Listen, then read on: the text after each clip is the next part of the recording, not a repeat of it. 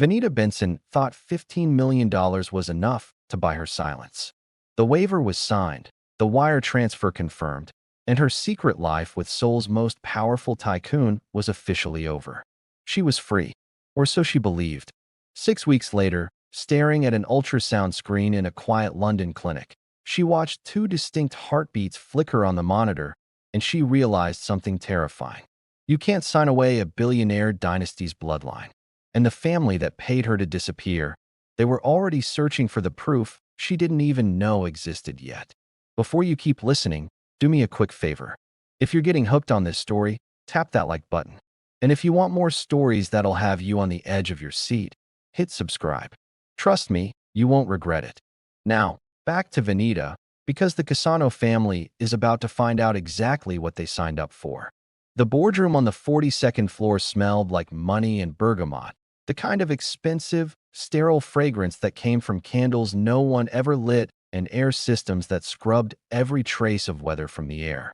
Vanita Benson sat with her hands folded in her lap because she didn't trust them anywhere else. If she let them rest on the table, they would shake.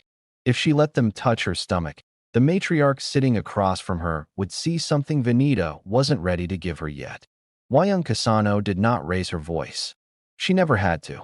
She simply slid a leather folder across the polished mahogany with 2 fingers, the way a person might push aside something faintly distasteful, and said, "This is the only conversation we are going to have, Miss Benson.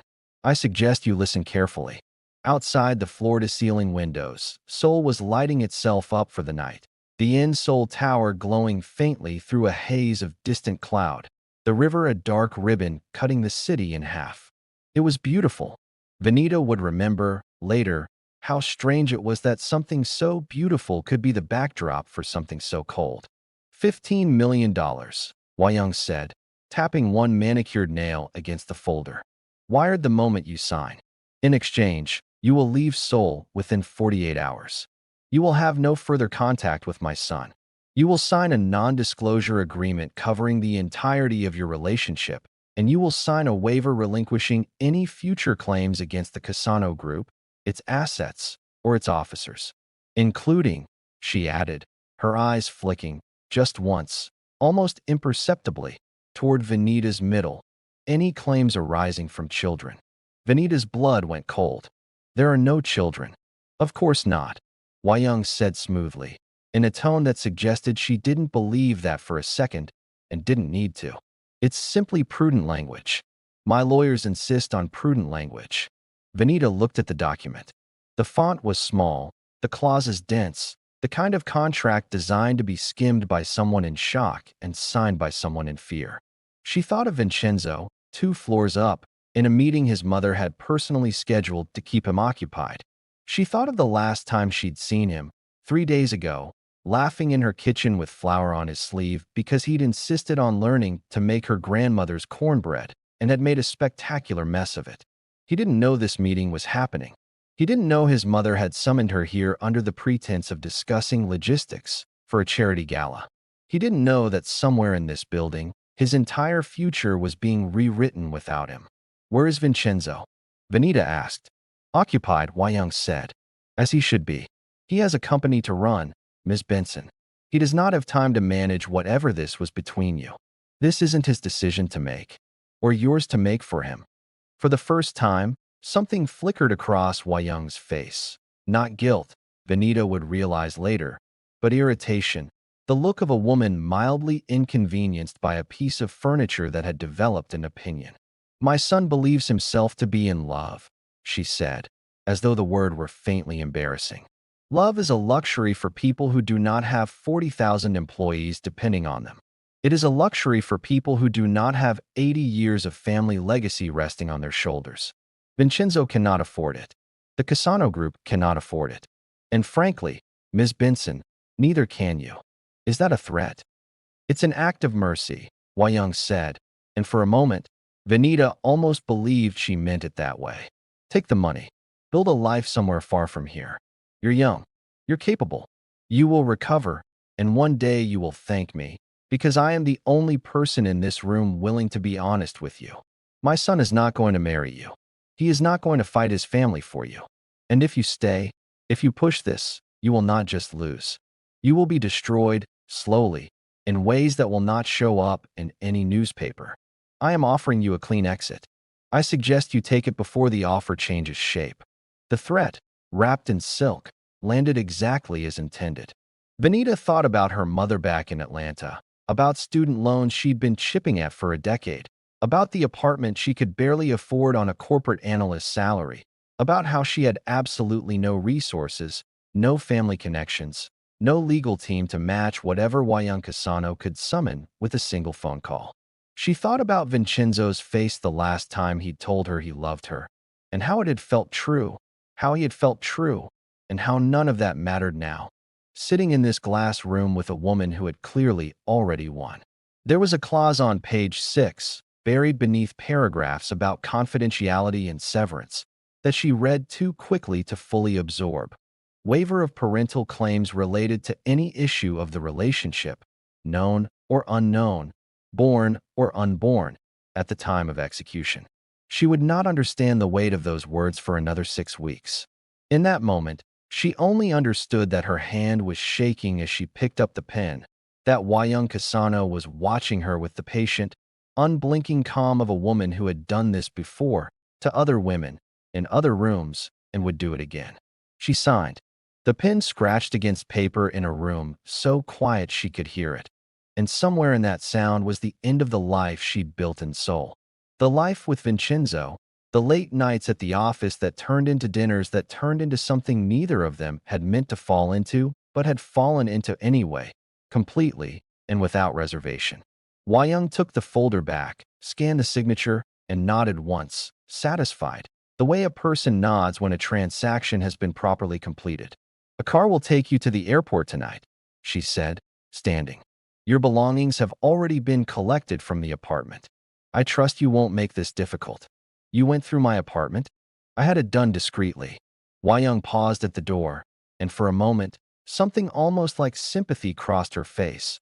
Or maybe Venita only imagined it, because she needed, badly, for this woman to have one human feeling buried somewhere beneath the gold brooch and the granite expression. "For what it's worth, Ms. Benson, I don't enjoy this. But my son's name carries a weight you cannot understand, and I will not allow that weight to be used against him. Not by you. Not by anyone." Then she was gone, and Venita was alone in a boardroom 42 floors above a city she'd come to think of as home, holding a check that felt heavier than $15 million had any right to feel. And somewhere above her, Vincenzo Casano sat in a meeting that would end in 20 minutes, completely unaware that the woman he loved had just been erased from his life by people who shared his blood. She didn't see him again before she left. She wanted to. She stood outside the elevator for nearly 10 minutes, willing herself to go up instead of down, to find him, to tell him everything. But Wayang's assistant, a tight-lipped young man named Min Jun, stood a careful 3 feet away the entire time, his presence a silent, unmistakable threat. "We are watching. We will know." So Venita pressed the button for the lobby instead, and watched the floors tick downward, and let herself cry exactly once, in the back of a black town car speeding toward Incheon, before she made herself stop. By midnight, she was in the air.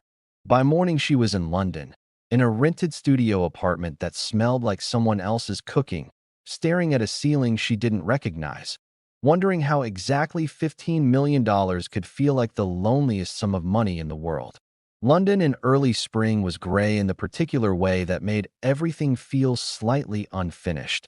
Buildings half-shrouded in mist, streets damp, without ever quite committing to rain. Venita told herself she liked it. She told herself a lot of things in those first few weeks. That she'd made the practical choice. That Vincenzo would have eventually chosen his family over her anyway. That $15 million was enough to build an entirely new life from scratch, brick by brick, with no Casano fingerprints on any of it. She did not expect to be sick every single morning by day 12. At first, she blamed it on stress, on jet lag, on the strange water and stranger food. She drank ginger tea. She slept 10 hours a night and woke up exhausted anyway. She told herself it would pass, the way grief was supposed to pass, in stages, Until one Tuesday morning in late March, she found herself on her knees in front of a toilet for the third day running, and a small, insistent voice in the back of her mind finally said what she'd been refusing to let it say. She bought the test on her way home from a walk she'd taken specifically to avoid buying the test, looping past the pharmacy twice before forcing herself inside. She bought 3, actually, because some superstitious part of her brain decided that if the first one was wrong, the second would correct it, and if both agreed, the third would simply be proof piled on proof. She took all 3 in the cramped bathroom of her rented flat, lined them up on the edge of the sink like a jury, and sat on the closed lid of the toilet with her face in her hands for the full 2 minutes, unable to look. When she finally did look, all 3 said the same thing. Pregnant. She sat very still for a long time. Outside, a bus hissed past on the wet street below. Somewhere in the building, someone was playing music too loudly, a tinny bass line thudding faintly through the walls. Venita stared at the 3 little sticks and felt something crack open in her chest that was not quite joy and not quite terror, but some violent, disorienting combination of both, a feeling with no clean name. Vincenzo's baby. The thought arrived whole, immovable, undeniable. She pressed both hands flat against her stomach, as if she could feel something already, though she knew that was impossible this early. She thought about the clause she'd skimmed and signed without truly reading, the one about unborn issue of the relationship, and felt ice slide down her spine. She had signed away rights to something she hadn't even known existed yet. She wondered, distantly, whether that was even legal, whether a person could forfeit a claim to a child they didn't know was coming. She told herself it didn't matter. Young Cassano had an army of lawyers. Venita had 3 pregnancy tests and a studio apartment in Bayswater. She made an appointment with a doctor the following week, mostly because she needed someone, anyone, to confirm what she already knew in a setting that felt less like spiraling panic and more like medical fact. The clinic was small, tucked above a chemist's shop near Paddington, with a kind receptionist who called her Love, and a doctor named Dr. Whitfield who had the unhurried, steady manner of someone who had delivered this particular news 10,000 times and never once made it feel routine. Right then, Dr. Whitfield said, moving the ultrasound wand slowly across Venita's stomach, eyes on the monitor angled just slightly away from Venita's direct line of sight. Let's have a look. Venita stared at the ceiling tiles and breathed. She had expected this appointment to be confirmation and little else. A heartbeat, a due date, the practical first step of a road. She had no idea how to walk alone, in a foreign country, with a child whose father didn't know he was about to become one. She had not expected Dr. Whitfield to go quiet in the particular way doctors go quiet right before they say something that changes everything. Everything all right? Venita asked, her voice tighter than she meant it to be. Everything is more than all right, Dr. Whitfield said, and turned the monitor so Venita could see it properly. Look here and here. Do you see that? Venita squinted at the grainy black and white image, the strange lunar landscape of her own insides, and saw 2 small shapes pulsing in rhythm, side by side, distinct and separate. Twins, Dr. Whitfield said gently. You're having twins, Miss Benson. 2 very strong heartbeats. For a moment, the room tilted. Venita heard the words land, but couldn't quite make them mean anything. The way a sentence in an unfamiliar language sometimes takes a beat too long to translate itself into sense. Twins. Not one secret to carry alone in a city that didn't know her name. 2. 2 heirs to a multi-billion-dollar empire that had paid her $15 million specifically to make sure no heir ever existed. Are you all right? Dr. Whitfield asked, watching her carefully. This can be a lot to take in.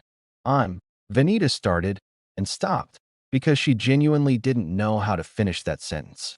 Terrified, furious, in love with 2 tiny shapes on a screen I can't even fully understand yet.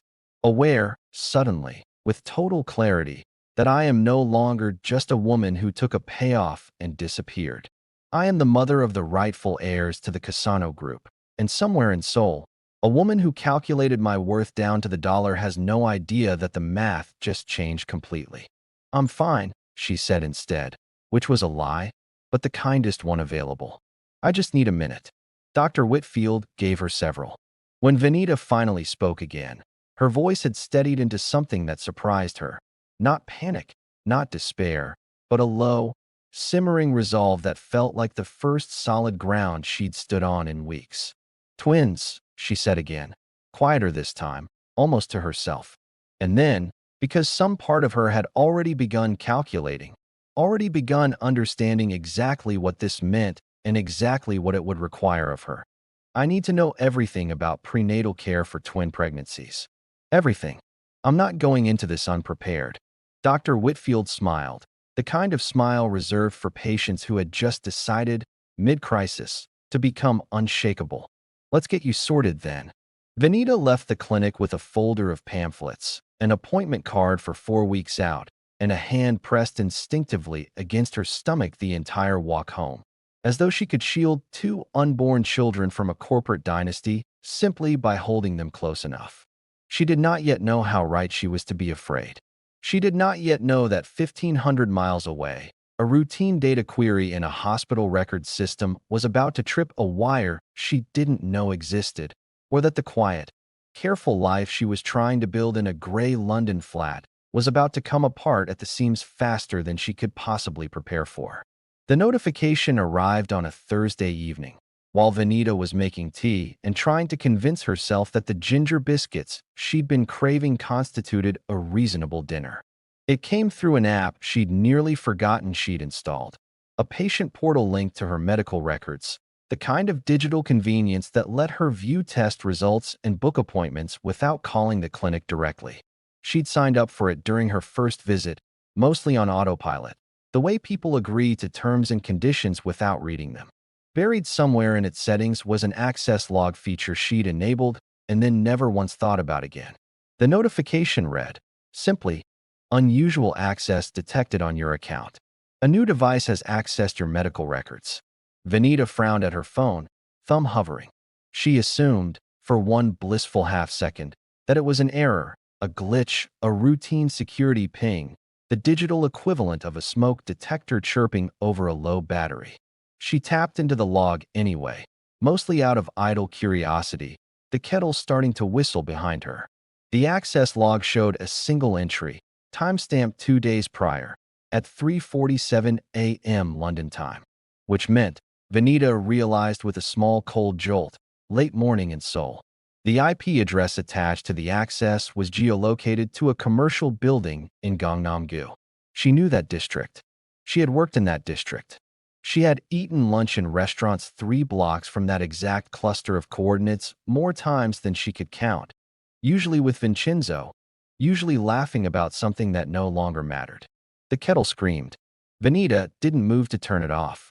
She sat very still on the small kitchen stool, phone in hand, and felt the careful, fragile piece she'd been constructing for weeks crack down the middle.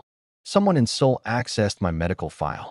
Someone with the resources to trace a London clinic's digital records back to a specific IP address in a corporate district halfway across the world. This was not a coincidence. This was not some bored hacker trawling for random targets. This was targeted, deliberate, and it had a single, obvious explanation that made her stomach drop even faster than the morning sickness ever had. They know. She didn't know who, exactly, whether it was Young directly, or some lawyer on retainer, or a private security contractor paid to keep tabs on the woman who'd signed away her rights 6 weeks ago, on the off chance that woman turned out to be carrying something the contract hadn't accounted for. But the where left very little room for ambiguity. Cassano Group's headquarters sat in the exact corporate cluster the IP address pointed to. And the timing, 2 days after her 12-week scan, the one where Dr. Whitfield had finally, formally entered twin gestation into Vanita's chart, was not a coincidence either. It was a trigger. Someone, somewhere, had a flag set on her name, waiting for exactly this kind of update to surface. Vanita finally turned off the kettle, hands trembling slightly as she did it, and sat back down at the small kitchen table with her phone, scrolling through the access log again and again as though repetition might change what it said. It didn't.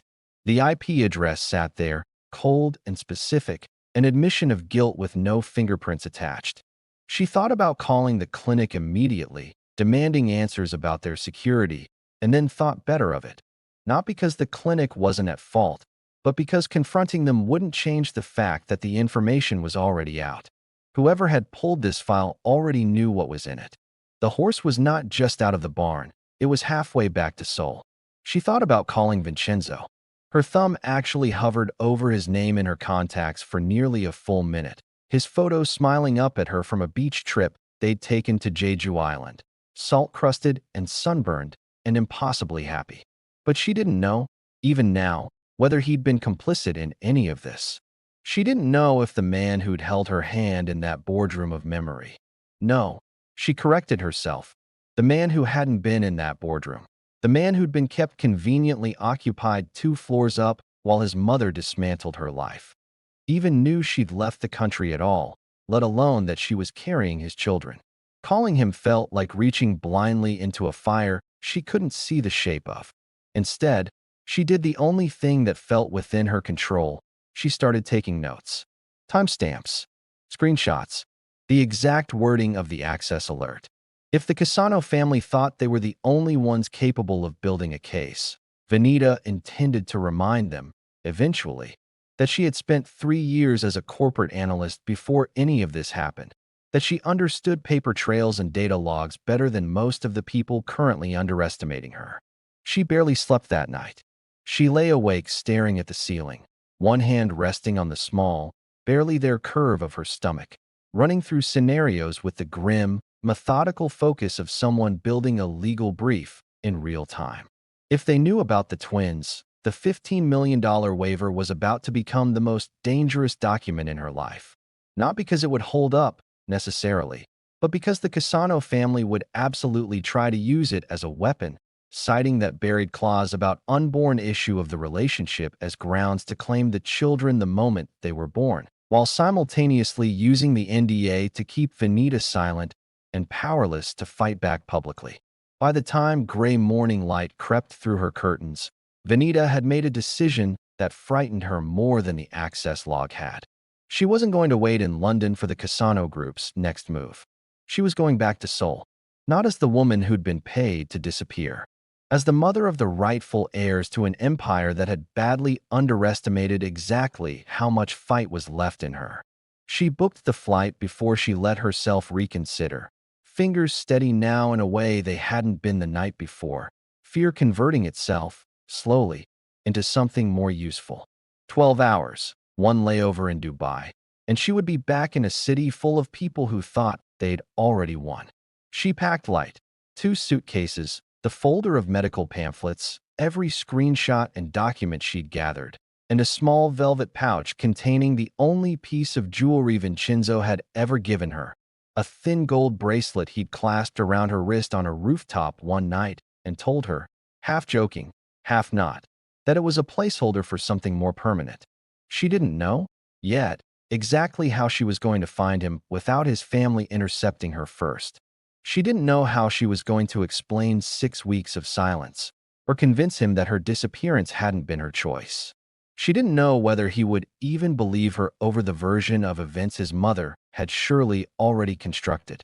But she knew she was done sitting in a gray London flat, waiting for other people to decide her future and the futures of 2 children who hadn't even been born yet. The plane lifted off Heathrow's runway just after midnight, climbing into a black sky scattered with the lights of a city she was leaving behind, and somewhere over the curve of the earth, hurtling towards Seoul, Vanita Benson finally let herself stop being afraid and started, instead, being ready. The gala was being held at the Grand Hyatt, in a ballroom strung with enough orchids to stock a small greenhouse, the kind of event the Cassano Group hosted twice a year to remind Seoul's financial elite exactly who still sat at the top of the food chain. Vanita hadn't planned to attend it. She'd planned, in the vague, half-formed way exhaustion allows for plans, to find some quieter, more controlled way to reach Vincenzo. A message through a mutual contact, perhaps, or a carefully worded letter delivered through legal channels that couldn't simply be intercepted and discarded by his mother's staff. But 12 hours after landing, Jet-lagged and raw-nerved and increasingly desperate. She'd seen the gala mentioned on a society page she used to follow out of old habit, and something in her had simply snapped into motion before her more cautious instincts could catch up. The Cassano Group's annual spring gala. Tonight, Vincenzo would be there. He was always there. It was, technically, his event to host. She didn't have an invitation. She had something better. She still, somehow, remembered the name of the event's coordinator who'd handled this exact gala the previous year. A woman named Sua who'd once spent an entire frantic afternoon with Venita troubleshooting a seating chart crisis and had, in the process, become something like a friend. A few persuasive minutes on the phone, an old favor gently called in, and Venita found herself slipping into the Grand Hyatt's ballroom in a borrowed black dress that didn't quite fit right across the middle anymore. Her hair hastily pinned, her heart hammering so hard she was sure it was audible over the string quartet. She saw him before he saw her. Vincenzo Cassano stood near the center of the room in a charcoal suit, a glass of champagne untouched in his hand, nodding along to whatever an older board member was saying to him with the particular glazed politeness of a man who had perfected the art of appearing present while being somewhere else entirely. He looked thinner than she remembered, tired, in a way that had nothing to do with simple sleep deprivation. For one wild, traitorous second, Venita let herself hope that the tiredness was about her, that somewhere beneath the practiced corporate calm, he had spent the last 6 weeks the way she had, hollowed out by an absence he didn't understand. Then he looked up, and their eyes met across the ballroom, and every careful plan she'd constructed about how this conversation would go evaporated instantly. His face did something complicated. Shock first, unmistakable, his whole body going rigid. Then something that looked almost like relief, raw and unguarded, before it was swallowed by something darker, something that looked, to Venita's horror, almost like anger. He crossed the room toward her so fast that the board member he'd been speaking to was left mid-sentence, blinking after him. "You're here," Vincenzo said, when he reached her, his voice low and tight, pitched just for the two of them despite the crowd pressing in on every side. "You're actually here. Do you have any idea?" He stopped himself, jaw working, and when he spoke again, the anger had hardened into something colder. 6 weeks, Benita. 6 weeks with nothing. No call, no message, nothing. I had people looking for you. I thought. He shook his head, like he couldn't even finish the thought. "You had people looking for me?" Venita repeated, something hot and disbelieving rising in her chest. "Vincenzo, your mother had me in a boardroom 42 floors up with a $15 million contract and an NDA, while you were conveniently stuck in a meeting she scheduled herself. Don't stand here and tell me you've spent 6 weeks confused about where I went, like I just vanished into thin air on my own." For a moment, he looked at her like she'd spoken a different language entirely. "What contract?" "The waiver," Venita said. "The termination agreement. The one your mother slid across the table and told me to sign if I ever wanted to leave that room with my dignity intact." "There is no," Vincenzo started, and then stopped, his expression shifting again, confusion curdling into something far uglier. "What termination agreement, Venita? My mother told me you left. She told me you'd taken a position with a firm in London, that you'd decided long distance wasn't something you wanted, that you'd asked her, personally, not to have me try to contact you, because you didn't want it to be harder than it already was." His voice had risen slightly, enough that a passing waiter glanced over before discreetly looking away. "She told me you wrote her a letter." "I never wrote a letter," Venita said, the floor seeming to tilt slightly beneath her. "I never asked her anything. She summoned me to a meeting under the pretense of discussing gala logistics, and then handed me a contract worth $15 million to disappear and never contact you again. I signed it because I didn't see another option, because she made it very clear what would happen to me if I didn't. And then I was put on a plane to London that same night, with my apartment already cleared out before I even got home to pack it myself." Something in Vincenzo's face went perfectly, terribly still. "She told me you left voluntarily." "She lied to you," Venita said. "The same way she apparently lied to me about a letter that doesn't exist." Around them, the gala continued its glittering, oblivious rhythm. The string quartet, sliding into something lighter, laughter rising and falling near the open bar, the soft clink of champagne flutes. None of it touched the small, frozen pocket of space where Vincenzo and Venita stood staring at each other, each one realizing, in real time, exactly how thoroughly they had both been managed. "Why are you here?" Vincenzo asked finally, his voice lower now, rawer, stripped of the anger from a moment ago, and replaced with something that sounded almost frightened. "Why did you come back, Venita? If she paid you $15 million to disappear, and you took it, why come back at all?" This was the moment. Venita had rehearsed a dozen versions of this conversation on the long flight from London, had imagined herself calm and composed, laying out facts like a lawyer building toward an inevitable conclusion. Standing here now, under the chandelier light, with Vincenzo's eyes searching her face for an answer she wasn't sure she was ready to give in the middle of a crowded ballroom. All of that careful rehearsal abandoned her completely. She reached down, almost without deciding to, and pressed her hand flat against the slight curve of her stomach.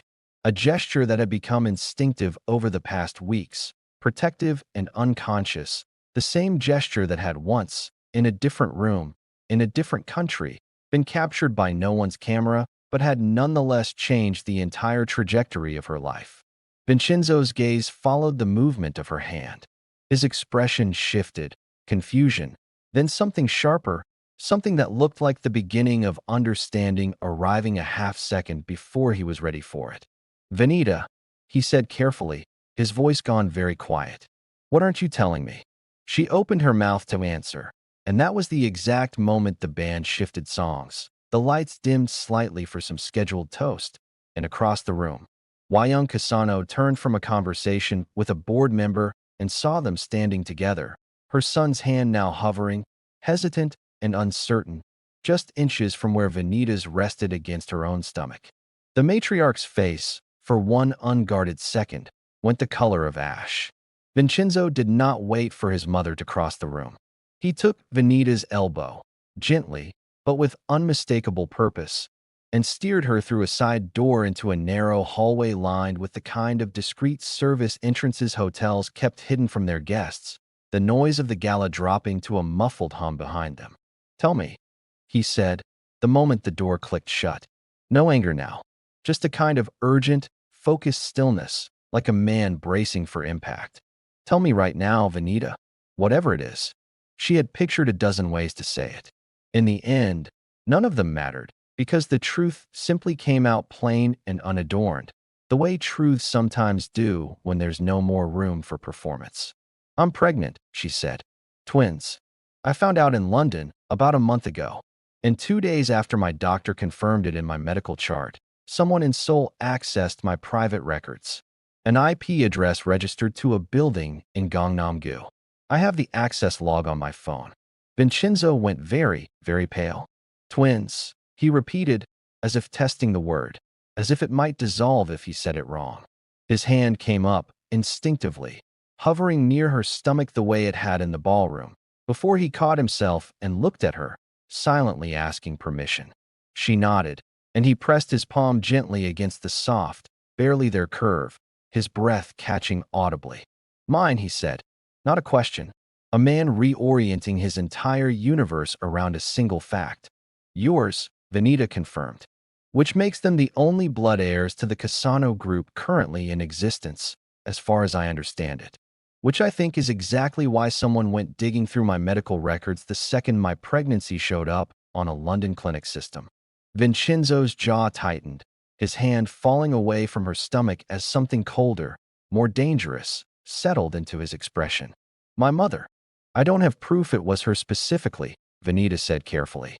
"But I have proof someone connected to this company knew about the twins before I told a single living soul. And I have a $15 million contract sitting in some filing cabinet with a clause buried on page 6 that tries to waive away parental claims to children, born or unborn, at the time I signed it. Which means either your mother already suspected I might be pregnant when she had me sign, or her lawyers are simply thorough enough to plan for every contingency, including ones that hadn't happened yet." She knew, Vincenzo said, the words coming out flat, almost numb, as a man recalibrates everything he thought he understood about his own family. She must have known, or at least suspected.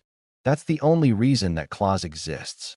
He dragged a hand down his face, and for a moment he looked less like the composed Tycoon from the ballroom and more like someone considerably younger, considerably more lost. Venita, I swear to you, I had no idea any of this happened. She told me you left. She showed me. He stopped. Showed you what? He looked at her, and something in his face made Venita's stomach drop before he even said it. Pictures, he said quietly. From the night you supposedly left for the airport. You and I, at the gala 6 weeks ago, the one before this one. She showed me a photo of myself with Soo-min Park, the daughter of one of our board members. My mother's been trying to arrange that match for over a year. The photo looked, he shook his head, disgusted. It looked like an embrace. Like I was holding her, the way I used to hold you. I didn't even remember the moment. Not really. Not until she showed it to me. And by then she'd already told me you'd seen it too, that it was the reason you'd decided to leave. Venita's breath went thin. She remembered, with sudden, sickening clarity, a single image from that same night. A blurred figure in a deep blue sweater embracing a woman in an ornate blue and gold dress, glimpsed through the reflective glass of the boardroom, while Wai-young slid a contract across the table. She had assumed, in the worst, most painful way, that she was looking at proof of exactly what the matriarch wanted her to believe, that Vincenzo had already moved on, that the family's preferred match was already underway, that there was nothing left in Seoul worth fighting for. I saw that, Venita said slowly. I saw you, in the background, through the glass, while your mother was making me sign the waiver. I thought, her voice cracked slightly, I thought you'd already chosen someone else. I thought that was why she felt so confident handing me that contract, because you'd already replaced me, and there was nothing left to fight for. It was staged, Vincenzo said, the realization arriving with visible horror, his voice rising. It had to be. She orchestrated both rooms at once, me with Soo-min, where someone could photograph it, and you with the contract, where you could see exactly enough to break you. She used a single moment to destroy two people's understanding of what was happening, simultaneously, in two different rooms of the same building. He looked, suddenly, like a man discovering the true scale of an architecture he'd lived inside his entire life, without ever once questioning its foundations. My God, she's done this before. I just never let myself see it. Venita said nothing for a long moment, letting the full shape of it settle between them. Not just a misunderstanding, but a deliberate, surgical manipulation engineered by someone who understood both of their weaknesses well enough to exploit them with terrifying precision, using nothing but a camera angle and a closed-door meeting and the cruel efficiency of timing. She's not done, Venita said finally. Vincenzo, if she's already trying to use that waiver to claim some kind of rights over the twins once they're born, and I think that's exactly what that clause is for, then this isn't over just because we've figured out what happened tonight. She's not going to stop. Not when there are two heirs in play and a contract she thinks gives her leverage. Vincenzo's expression hardened into something Venita hadn't seen from him before. Not the easy charm she'd fallen for. Not even the controlled corporate composure he wore like armor in every boardroom she'd ever watched him navigate. But something colder and more deliberate, a man recalculating exactly how far he was willing to go. Then we make sure she understands, he said quietly, that whatever leverage she thinks she has just ran out the moment she let me find out the truth. He reached for her hand, carefully, like he was asking permission with the gesture itself. And when she let him take it, he held on like he had no intention of letting go again. Not for his mother, not for the company, not for anything. I need to see that contract, he said. Every page. And I need you to tell me everything, from the very beginning, because I am done finding out the shape of my own life secondhand. Behind the closed door, the gala's music swelled towards some scheduled climax, oblivious, glittering, entirely unaware that 2 floors below the chandeliers, the careful architecture of lies the Cassano matriarch had spent 6 weeks constructing had just begun, irreversibly, to come apart. They worked from a rented apartment Vincenzo arranged through a friend rather than the company, paying in cash, leaving no record that could be traced back through any Cassano account. It felt strange to Venita, sitting cross-legged on an unfamiliar sofa with her laptop balanced on a stack of takeout containers, to be plotting against a multi-billion-dollar conglomerate from a one-bedroom rental with mismatched curtains. But there was a kind of clarity in it, too, a stripping away of all the gilded distractions that usually surrounded the Cassano name. Here, it was just the two of them, a folder of documents, and a growing certainty that someone close to the family had been playing a far longer game than either of them had realized. The contract attorney, Vincenzo said, scrolling through a digital copy of the waiver Venita had signed, his brow furrowed in concentration. "Do you remember who actually walked you through this?" "Not my mother. The lawyer." Venita thought back, the memory sharper now that she was looking for details rather than simply surviving the moment. His name was Daniel Reyes. He introduced himself as outside counsel, said he specialized in executive separation agreements. He was the one who explained the clauses to me, told me which sections were standard boilerplate. She paused, something cold sliding through her. "He's the one who told me the unborn issue clause was just prudent language.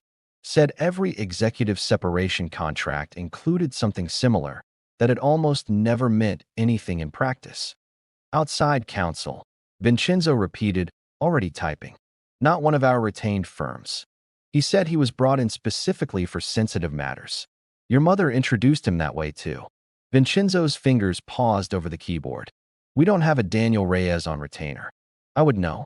I sign off on every outside counsel engagement over a certain threshold, and a $15 million separation agreement would absolutely cross that threshold." He pulled up something on his screen, scrolling through what looked like an internal vendor management system. "There's no record of him here, which means either my mother paid him directly, off the books, or he was never actually working for your mother at all," Venita finished, the realization arriving in both of them at nearly the same moment. They spent the next several hours combing through everything Venita had brought back from London, the access logs, the timestamps, the screenshots of her medical portal, cross-referencing them against whatever corporate network records Vincenzo could pull without raising flags inside the company's IT security team. It was slow, meticulous work, the kind that required equal parts patience and paranoia, and somewhere around midnight, fueled by lukewarm coffee and the particular adrenaline of people closing in on something dangerous, they found it. The IP address Venita's medical portal had flagged didn't trace back to the Cassano Group's primary corporate network at all. It traced to a smaller subsidiary office 2 floors below the main executive suites, an office officially leased to a boutique financial advisory firm called Halsworth Capital Partners. "I don't recognize that name," Vincenzo said, frowning. Venita was already typing it into a search bar, years of corporate analyst instinct kicking in. The search returned a sparse, professionally minimal website, the kind designed to look legitimate without revealing much of substance. A few stock photos, a vague mission statement about strategic capital solutions, and a leadership page with exactly 3 names on it. She clicked through to the management team. The third name stopped her cold. "Daniel Reyes, Senior Legal Counsel." "There," she said, turning the laptop toward Vincenzo, her pulse hammering. "He's not outside counsel hired for a sensitive matter. He works for Halsworth Capital." Vincenzo leaned in, reading quickly, his expression darkening with every line. "Halsworth Capital Partners," he murmured. "I've heard that name. Not as a client. As a problem."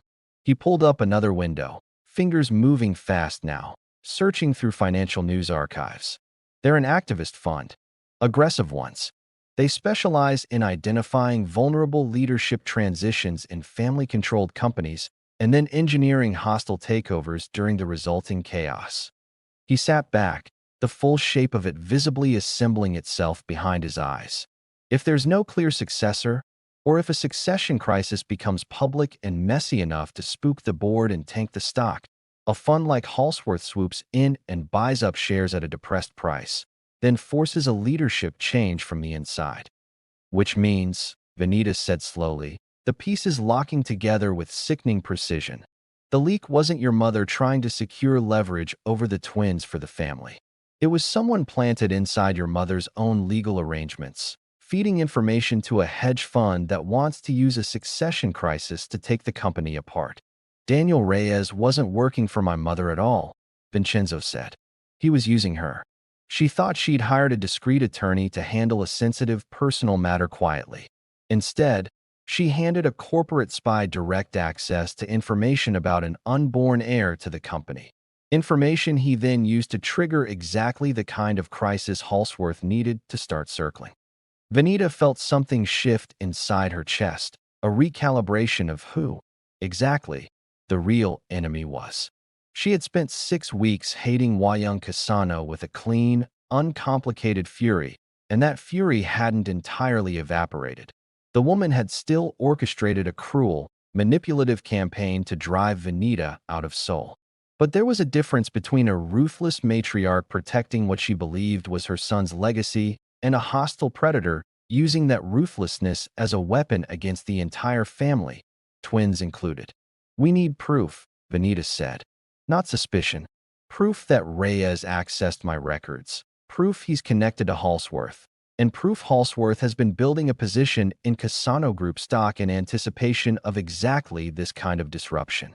Vincenzo was already nodding, already pulling up a secure line to someone Vanita didn't recognize, a name she'd later learned belonged to a forensic accountant Vincenzo trusted personally, someone entirely outside the company's normal channels, someone who owed Vincenzo a favor substantial enough to work quietly and quickly without asking inconvenient questions. By the time gray morning light began creeping through the rental apartment's mismatched curtains, they had it. Trading records showing Halsworth Capital Partners had been quietly accumulating Kasano Group shares for the better part of 4 months, well before Vanita had even discovered she was pregnant, suggesting the fund had been positioning itself for an opportunity it hadn't yet identified, only to find one handed to it by sheer, ugly coincidence the moment Vanita's medical chart updated. Internal correspondence, painstakingly recovered, showed Daniel Reyes reporting directly to a Halsworth partner named Marcus Whitlock, detailing not just the existence of the waiver, but its specific clauses weeks before the twins were even confirmed, proof that Reyes had engineered the unborn issue language himself, anticipating exactly this scenario and ensuring the contract would become a weapon regardless of which direction events broke. Vanita stared at the documents scrolling past on the screen and felt something steady settle into her spine. This wasn't just survival anymore. This was a case, built brick by brick, with the kind of evidence that didn't bend or blur under scrutiny. "We bring this to your mother," Vanita said. Vincenzo looked up sharply. "Why would we hand her ammunition?" "Because right now," Vanita said, "she still thinks the threat is me. She thinks I'm the variable she needs to control, the loose thread that could unravel everything she's built. If we show her that the real threat has been inside her own legal team this entire time, feeding information to people trying to dismantle the company she's spent her life protecting, that changes the entire equation. It doesn't make her our ally, but it makes the twins and the company a shared problem instead of a battlefield with me on one side and you on the other." Vincenzo studied her for a long moment, something complicated moving behind his eyes. Pride, she thought, and something that looked almost like relief, like a man who'd spent 6 weeks afraid he'd lost not just a relationship, but a partner, only to discover she'd been quietly becoming something formidable the entire time. "All right," he said finally. "Let's go give my mother the worst morning of her year." Wayang Kasano received them in her private office on the 44th floor, 2 stories above the boardroom, where she'd once slid a contract across a mahogany table with total composure. That composure was noticeably absent now. She stood behind her desk rather than sitting, arms crossed, her expression a careful mask that didn't quite manage to hide the tension underneath it. The particular tension of a woman who had just been informed her son wanted an urgent meeting and had arrived with the woman she'd paid $15 million to disappear. "I see you've decided not to honor the agreement," Wayang said, her eyes flicking to Vanita with cold precision. "The agreement is void," Vincenzo said, before Vanita could respond. His voice flat and final in a way Vanita had never heard him use with his mother before. It was procured under duress, built on a deliberate lie about Vanita choosing to leave, and weaponized by someone who was never working in this family's interest to begin with. Young's jaw tightened almost imperceptibly. "I don't know what you mean." "Daniel Reyes," Vincenzo said. "The attorney you brought in to handle the separation. He doesn't work for an independent firm specializing in sensitive matters, Mother. He works for Halsworth Capital Partners, an activist fund that has spent 4 months quietly buying up our stock, waiting for exactly the kind of succession crisis your contract was designed to create." For the first time since Vanita had met her, Young Casano looked genuinely, completely unguarded, the careful architecture of her composure cracking visibly across her face. "That's not possible," she said, but the certainty in her voice had already started to fray. "I vetted him myself. He came recommended through." She stopped abruptly, something flickering behind her eyes as she traced back through her own memory, searching for the moment the recommendation had originated, and visibly not liking where that search led her. "Through whom?" Vincenzo pressed. Young didn't answer immediately. When she finally spoke, her voice had lost some of its usual iron. "Through a contact at one of our institutional investors. I assumed it was a reliable referral." She sat down slowly, as if the strength had gone out of her legs, the full implication landing with visible weight. "If what you're saying is true, then I didn't simply hire an attorney to handle a delicate family matter quietly. I handed a corporate predator the exact information needed to manufacture a crisis and the legal instrument to make it permanent." "You did," Vanita said quietly, speaking for the first time since entering the room. "And he leaked my medical records the moment my pregnancy was confirmed, specifically to trigger the kind of public succession chaos that would tank the stock and let Halsworth buy in at a discount. He built the unborn issue clause into my contract weeks before you even knew I was pregnant, Mrs. Casano. He wasn't protecting your family's interests. He was setting a trap, and you handed him the keys to build it." Young was silent for a long moment, staring at the documents Vincenzo placed on her desk, the trading records, the recovered correspondence, the careful chain of evidence Vanita and Vincenzo had assembled through a single sleepless night. When she finally looked up, something in her face had shifted, not into warmth, exactly, but into a kind of grim, recalculated respect that Vanita hadn't expected to see directed at her. "You did this," Young said, looking between the two of them. "Together." "Yes," Vincenzo said.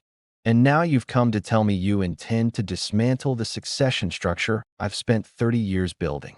"I intend to protect my children," Vincenzo said, "from a contract built on a lie, drafted by a saboteur, and weaponized by a woman who decided love was a liability she had the right to eliminate without my knowledge or consent. The succession structure you built was never designed to protect this family, Mother. It was designed to protect your control over it. Those are not the same thing, and I am done pretending they are." Young's composure, what remained of it, finally gave way entirely. "Everything I have done," she said, her voice tight, "I have done to protect this company. To protect you. You think I enjoyed sitting across from her in that boardroom? You think it gave me satisfaction watching her sign that contract? I did it because I believed, genuinely believed, that love was a vulnerability our enemies would exploit the moment they found it. And I was right, Vincenzo. Look at what's in front of us. A hedge fund found exactly that vulnerability and nearly tore this company apart through it. They found a vulnerability you created," Vanita said, "the moment you decided the solution to love was secrecy and cruelty instead of honesty. If you had simply told Vincenzo the truth from the beginning, if you had trusted him to navigate this like an adult instead of managing him like a liability, there would have been no contract for Reyes to weaponize, no leverage for Halsworth to exploit, no crisis at all. You built the very weakness you were trying to prevent." The office was silent for a long time after that, the kind of silence that comes after something irreversible has been said out loud, unable to be unsaid. Young looked, briefly, far older than her perfectly maintained appearance usually allowed her to look. A woman confronting the gap between the legacy she'd believed she was protecting and the damage her methods had actually caused. "What do you intend to do?" she asked finally. "With this information, expose Reyes and Halsworth's manipulation publicly through proper legal channels before the shareholders' summit next month," Vincenzo said. "Void the waiver on grounds of duress and external sabotage, and restructure the board's succession bylaws so that no single person, not me, not you, not whoever comes after either of us, holds the kind of unilateral power that made this entire catastrophe possible in the first place." "You would do this to your own mother." "I would do this," Vincenzo said, "to protect my children from ever becoming pawns in someone else's chess game, the way you nearly let them become pawns in yours. This isn't punishment, mother. It's the only way I know to make sure it never happens again." Wei Young said nothing further.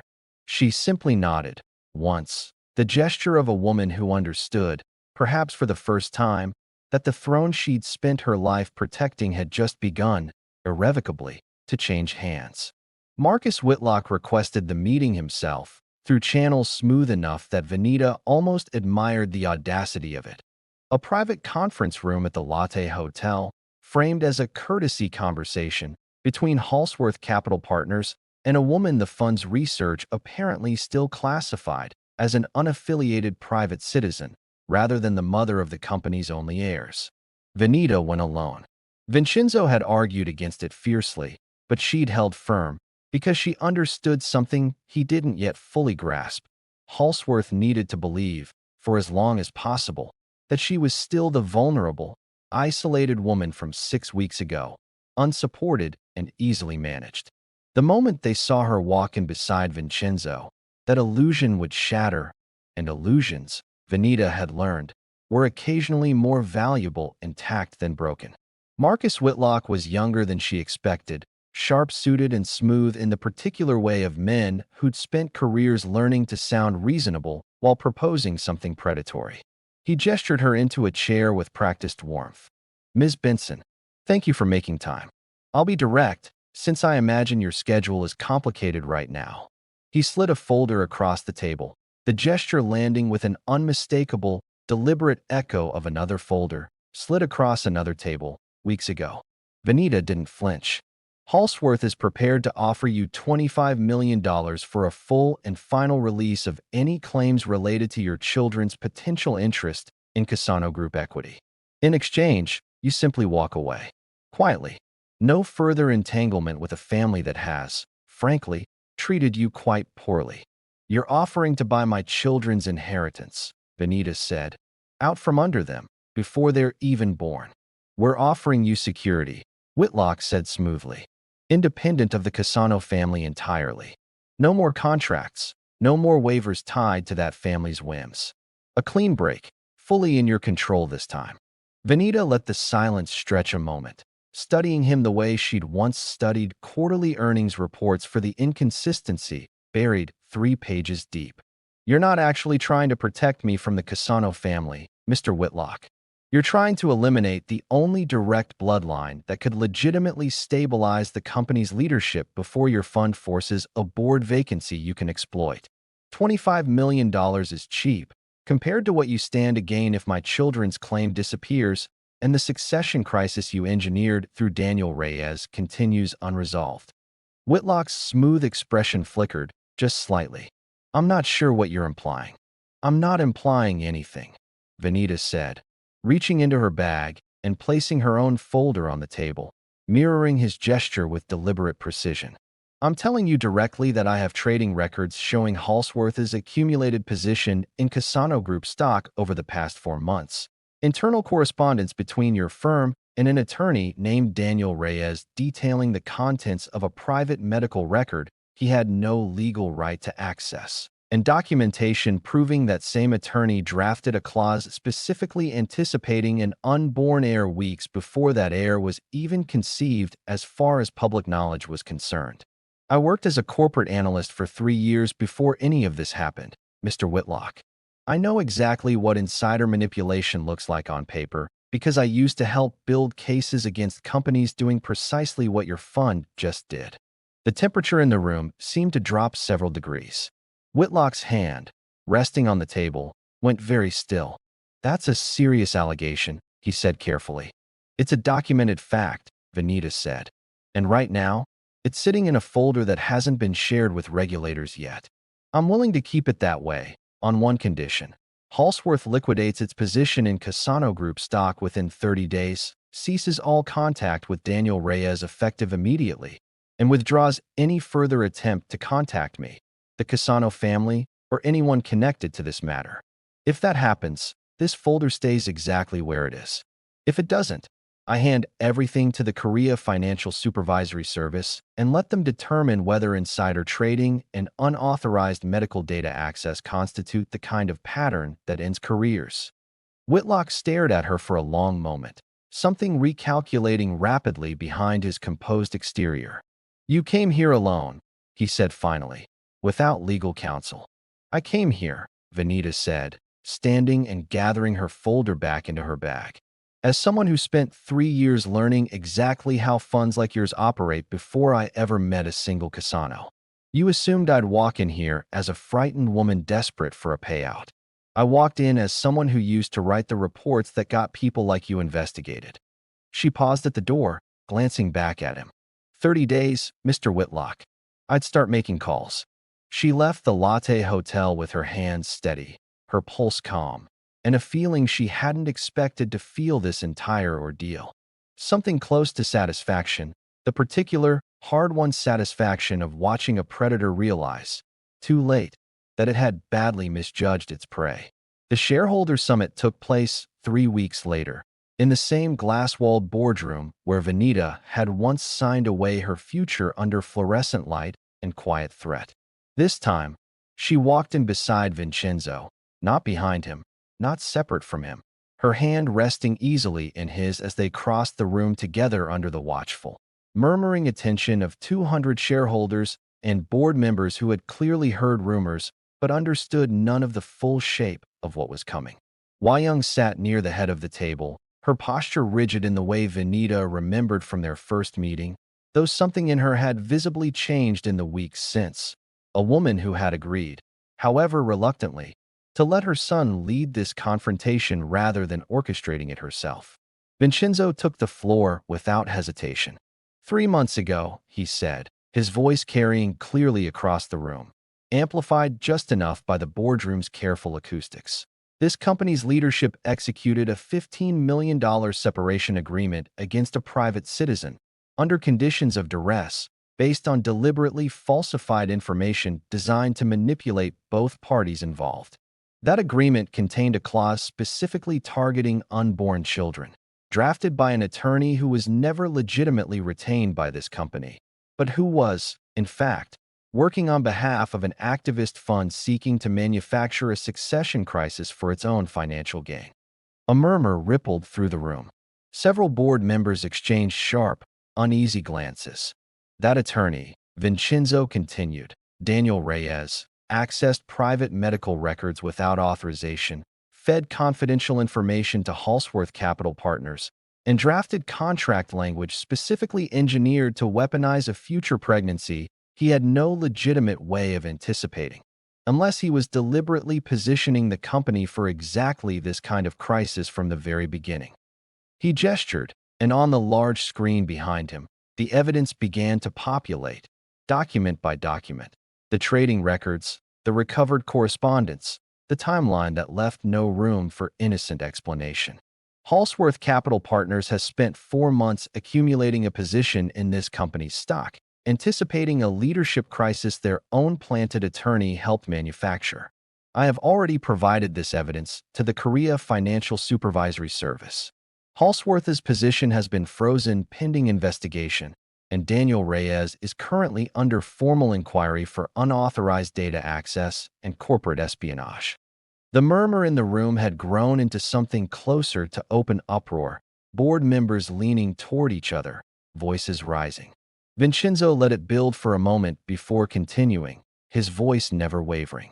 None of this would have been possible without a culture inside this boardroom that treats personal relationships as liabilities to be managed rather than truths to be respected. My mother believed, in her own way, that she was protecting this company by orchestrating my separation from Vanita Benson through deception and financial coercion. Instead, she created the exact vulnerability our enemies needed to nearly tear this company apart. Young's face had gone pale, but she did not look away, did not retreat from the weight of her son's words landing in front of the entire board. I am formally moving, Vincenzo said, to void the separation agreement on grounds of duress and third-party sabotage, to restore Ms. Benson's full standing and her children's legitimate claim to this family's legacy, and to amend our succession bylaws so that no single executive, including myself, holds the unilateral authority that made this entire crisis possible. Effective immediately, I am also stepping down as sole controlling shareholder of Cassano Group, in favor of a restructured board with distributed oversight and binding ethical safeguards against exactly this kind of manipulation in the future. The room went utterly silent. Even the board members who had clearly anticipated some version of confrontation looked stunned by the scale of what they were hearing. Not simply a correction, but a man voluntarily dismantling the absolute power his family had spent generations consolidating. "You're abdicating," one of the older board members finally said, disbelief evident in his voice. "I'm refusing to inherit a throne built on the kind of cruelty that nearly cost me my family before I even knew it existed," Vincenzo said. "I will remain on this board, in an advisory capacity, to ensure this transition happens responsibly. But the absolute control my family has held over this company is, as of today, finished." He turned, then, away from the stunned board, away from his mother's pale, unreadable face, and looked at Vanita. Really looked at her, the way he had on the first night they'd properly fallen for each other, before contracts and matriarchs and hostile funds had ever entered the equation. "I'm done building a life around what protects the company," he said, quiet enough now that it felt like it was meant only for her, though the whole room could still hear it. "I want to build one around what protects you and them." His hand found hers again, steady. "If you'll still have me." Vanita felt something in her chest finally, fully unclench, weeks of fear and fury and careful strategy settling into something that finally resembled peace. "I never stopped having you," she said. "I just needed you to choose it freely. Not because your mother told you to, and not because a contract told me to leave." The board, the shareholders, the entire glittering apparatus of the Cassano Group's power structure faded into background noise as Vincenzo Cassano kissed her in the middle of the boardroom that had once been the site of her greatest devastation, and turned it, finally, into something else entirely. 6 months later, the house in the hills above Jeju Island smelled like salt water and fresh paint, the renovation crews having finally finished the nursery just 2 weeks earlier. 2 cribs, painted a soft, unfussy yellow, positioned beneath a window that looked out over a stretch of ocean so blue it seemed almost unreal. Vanita stood in the doorway, one hand resting against the small of her back, the other pressed against the now considerable curve of her stomach, watching Vincenzo argue good-naturedly with a delivery man about the correct assembly of a rocking chair that had arrived, predictably, with several pieces missing from the box. It was a smaller life than the one either of them had once imagined for themselves. No glass-walled boardrooms, no quarterly earnings calls, no glittering galas under chandeliers designed to remind everyone present exactly who held the power in the room.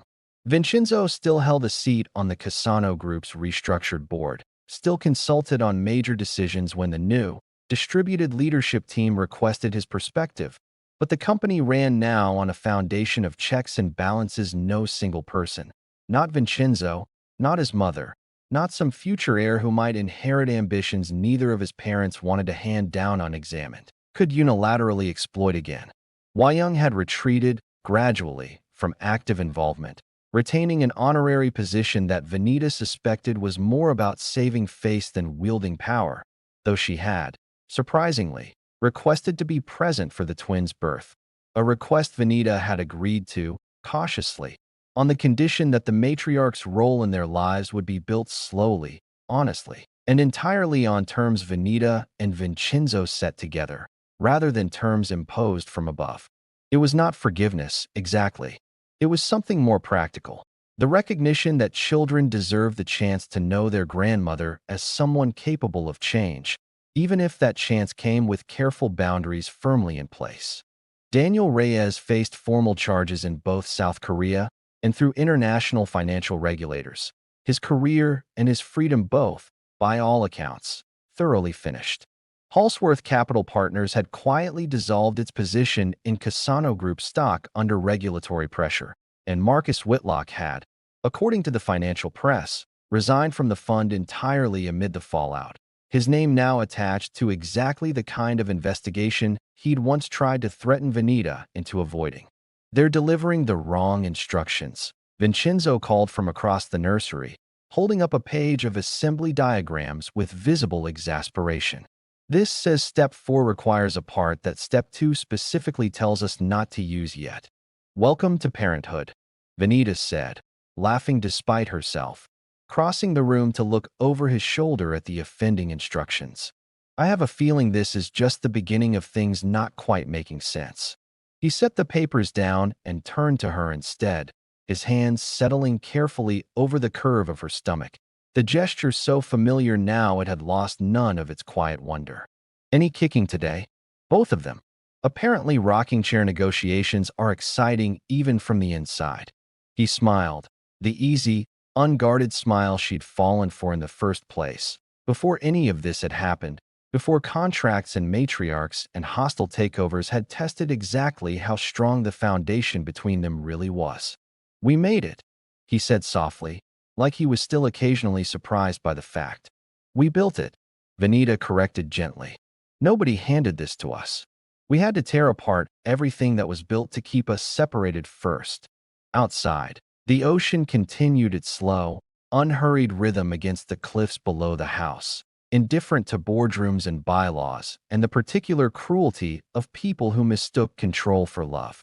Inside, in a nursery painted the soft yellow of something just beginning, two heartbeats that had once been reduced to a clause on page 6 of a contract designed to erase them prepared, instead, to arrive into a life built entirely on their own terms, wanted, protected, and free.